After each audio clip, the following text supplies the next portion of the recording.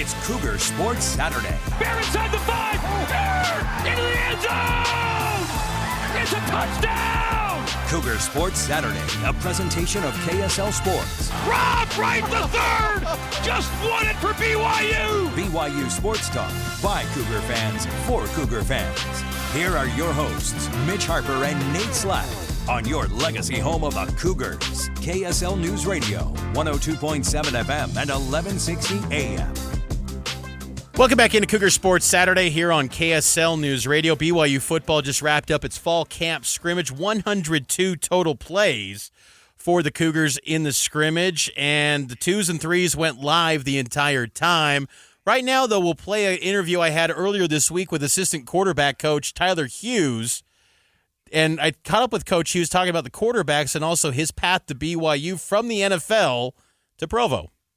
Well, it's been great to be here. You know, I'm from Salt Lake City originally, so I grew up in the state. You know, I've kind of coached all over the place, you know, East Coast, West Coast, everywhere in between.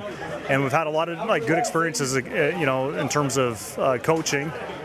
But I always was hopeful that I could get back to the state of Utah, and I really was hopeful to get back to, you know, here at BYU at some point. And you know, you just never know. You know, you never know, like, opportunities and timing, if it all works out and comes together. And fortunately, this time around it did. And so, super excited to be here.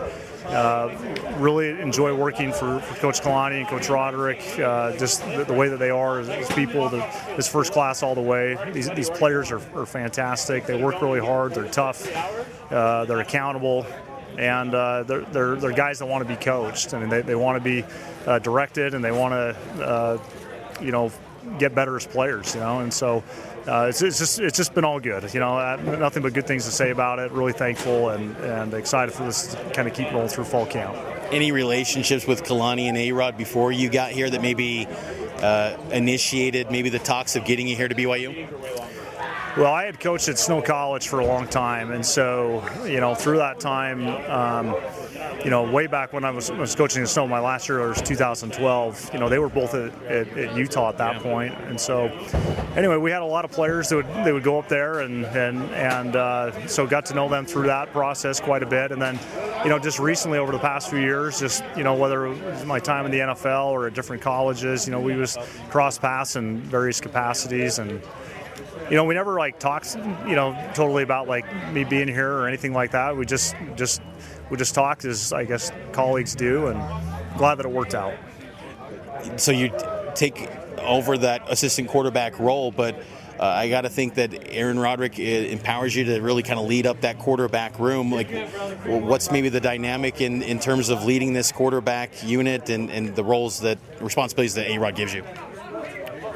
Well, he's great to work with. He gives me a lot of runway with the guys, which I appreciate. At the same time, you know, his offense has been super successful over the past several years, and a lot of good quarterbacks have played for him. And so I appreciate his knowledge and his expertise, not only just with the offense, but also just football in general. And so I think we work really well together. We bounce ideas off one another, and I think that's been helpful.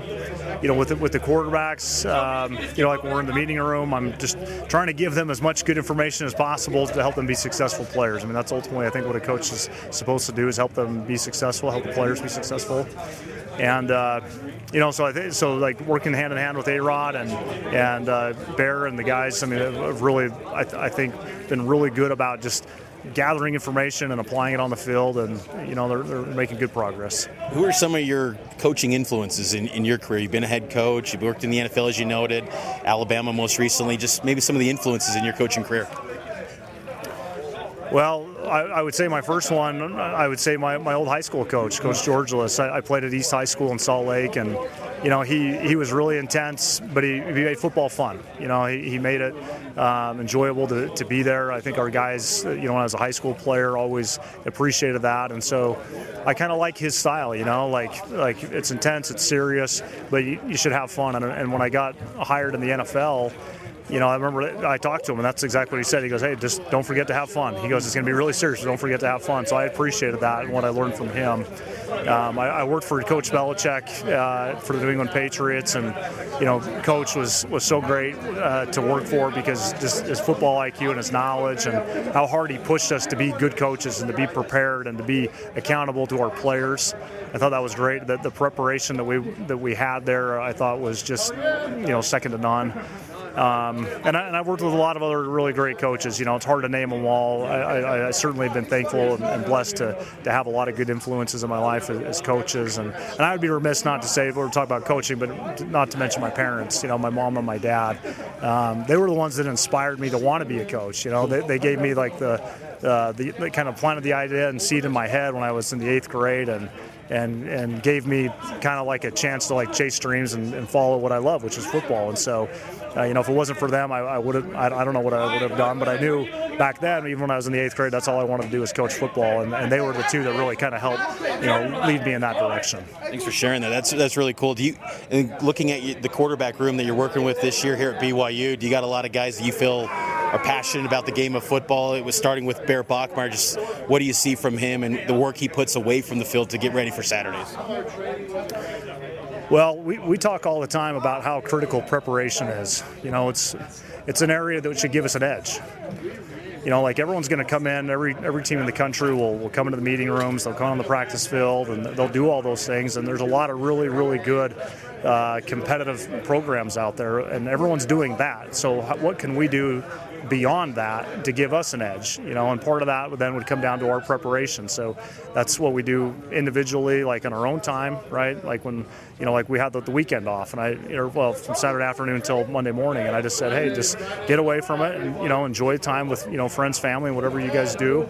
I said, but at the same time, don't get too far away from it. Watch a little bit of tape on Saturday night. Just clip through practice one more time. Just have like a good presence about you all the time about what we're doing, and so when we come back on Monday morning, it doesn't seem like you got to like rev up the engine for a while, right? And so I think Bear's really, really good at that, just staying in the moment, staying focused on what needs to be done, and all the guys in our room are the same way. They're easy to talk to about football because they put time and effort into doing it, and we can have like good conversations in the room about high-level things in football because they can manage that, they can handle that, and that's a credit to them. They love football, they work hard, and it's fun to coach them. What do you think is Bear's strengths as a quarterback? We saw last year how good he was. Here's Trayson. Maybe talk about this guy real quick. What's Trayson meant to this room?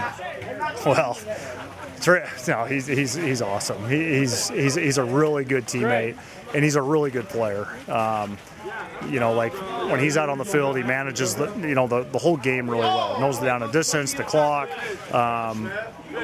his assignments, what the other guys' assignments are. He really has good vision on like what's going on out there. He's had a really good camp. He had a good spring, and he's certainly helping us every day. What's Trayson's biggest strength? Because I think the fans are still kind of getting to learn him a little bit. I mean, obviously, want to have Bear always in those games, but what is Trayson's biggest strength on the field as maybe a passer or his intangibles? Well, I think his from an intangible perspective, his confidence. He really believes in what himself as a player, and he believes in the other guys around him. And so, you'll see him with the guys like, running a play, and then they need to come back to the huddle, and he just has a really good presence of like bringing the guys back. Hey, we're huddling right here, and they just really like respond well to like his leadership and his command out there on the field. So I think that's a big thing that comes from having like a high level of confidence, which ultimately stems from his preparation and the way that he got himself ready to come out here for fall camp and and in the spring and in the past as well. So that's the intangible. From like a football perspective, he's accurate. He can throw all three levels: deep, intermediate, and short. He's athletic, where he can get in and out of the pocket and make accurate throws. When he's out there. And he's a good decision maker. Like he doesn't make bad decisions. He knows when he should take a chance. He knows when he shouldn't. And being a great decision maker is really critical. And he definitely does a good job that way. Going back to Bear, when you analyze the film of him, because you weren't here last year, but what do you and Coach A-Rod are looking to maybe unlock in Bear this year in his sophomore season? Well, I think just for him, he has three traits that I think are really important. he's accurate. You know, and some guys, you know, like they just have like a really good feel for like time and space on the field, and that's what Bear has. He just understands like how things all come together. And you got to play on time, like you got to know that offense and have the knowledge in order to be able to do that too. So you combine those two things, makes him again very accurate. Then he also anticipates like what goes out on the field. You know, he can see windows open, you know, before the rest of us, right? And so one thing that we talk about often is throw the guy open. So in other words, like you got a receiver who's running an in cut, and there's a linebacker, you know, kind of in front of him, and the window is just past the linebacker. Well, the quarterback that waits for him to get in that window is late, and you can't, and we're going to get an incompletion or worse. But Bear knows, like, I got to throw him into that window before he's available, right? And he does a really good job that way. And then, like we talked about, like decision making, like Bear's an excellent decision maker in the run game and the pass game, because there's plays, you know, in the run game where he has an option, like an RPO, run pass option. He makes the right decision, because, you know, at times quarterbacks, when they have an opportunity to throw it, they would like to throw it, but he makes the right decision for the team. You know, this one we need to run it. This one we can throw it. This one I need to read it post snap and just make sure I have a good feel for it. And he typically is correct with his decisions.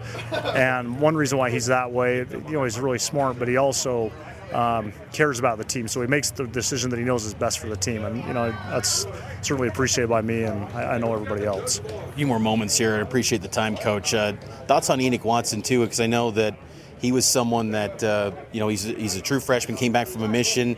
Your impressions of him, and is he still in that mix to maybe be the QB2 with Trace and contending for that spot? Yeah, Enoch is ascending every day. You know, like going back to the spring, you know, he had just gotten home off his mission, and he, like any new player to the program, any young player, there's just so much learning that has to happen. You know, and for a quarterback, being able to like function like operationally, here, you know, here's the snap count, here's the motion, here's the shift, here's the check, there's so many things that they have to process internally before the ball's even snapped, and then they've got to be a fast processor once the ball's snapped as well. And so there's just a lot, you know, like it's a really, really difficult position to play. So for Enoch, I've been really pleased with the way that he has progressed, like from spring through the summer and into the fall camp, in terms of that overall process and understanding what needs to be done. He's a really talented player. He's got good size. He's athletic. He throws the ball well. The guys like him. Like he's just a really like smooth, comfortable leader that the guys like can get behind. So he's got a good upside in front of him, and you know, he will just continue to get better. I mean, he hasn't taken a step back at all since he got here. I assume that ascension will just continue to keep moving forward. Last thing, Coach, any other quarterbacks, John Sanders or anyone getting, you know, snaps in camp, or is that still more developmental with Sanders, Geilman, and the rest of the quarterback unit? Yeah, right now the three that we talked about are getting snaps. We'll try to get the other two, you know, some snaps here or there before camp is up. But right now we've primarily focused on those other three.